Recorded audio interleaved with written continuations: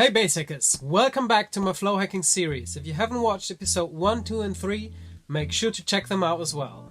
Today it's all gonna come together, so let's check out what we already learned. In episode 1 we focused on the importance of mindset. If what you practice doesn't excite you, or you're not really sure what you're practicing for, then you will have a much harder time to manifest the needed muscle memory. In episode 2 we talked about how setting smart goals will further improve your cognitive receptiveness. In the last episode, number 3, I showed you how to find the sweet spot of challenging yourself. Not too much, not too little. Today we're going to cover the last flow hack of this series. We are going to talk about immediate feedback. When we're talking about immediate feedback, we first have to establish our current focus of learning. If we are focused on improving our economy of motion, we need visual feedback. If we're working on our time, feel and groove, we might get away with just acoustic feedback. However, it's always good to have both available.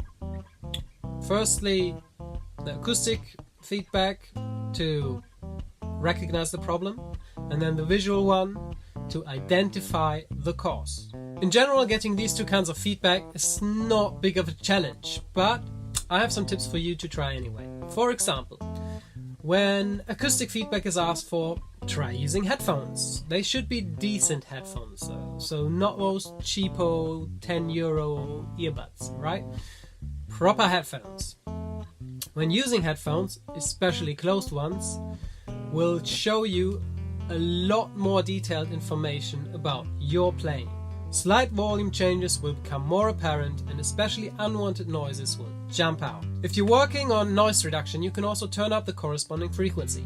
Bass for open string rumble and treble for fret noises and position changes.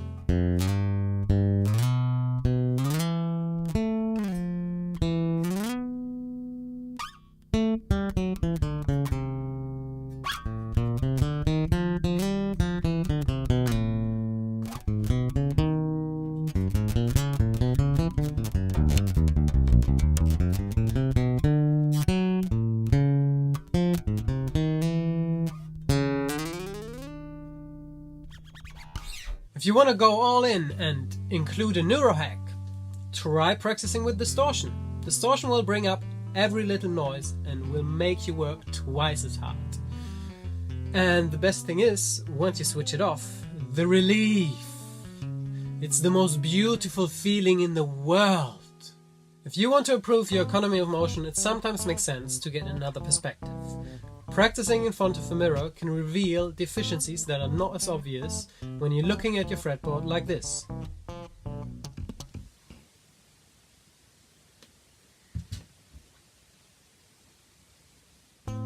It also helps spotting tension in your arms and shoulders, and generally keeping your posture in check. To speed up your general learning tempo makes a lot of sense to film your practice sessions, because you see and judge very differently from a third-person perspective. Another advantage, you can re-watch it again and again, each time focusing on another metric. But I'm going off topic here, so let's wrap this up and see what we've learned, shall we? To get into the flow more easily, we can. Number 1, make sure we are in the right mindset to practice. Why are you practicing what you're practicing right now? Number 2, set smart goals to help you answer the above question and keep your focus on what is important right now. Number 3, find the sweet spot where you are challenged enough to progress without being overwhelmed.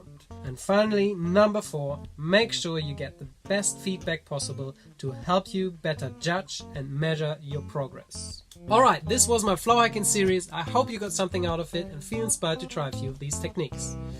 If you do so, leave a comment and let me know how it went, because I'm really interested to know how those techniques work for you. If you haven't checked out the other 3 videos, please do so, because there's very valuable content in there too.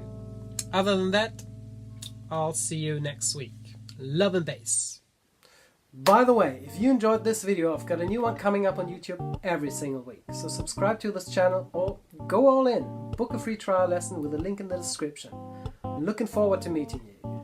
Love and bass.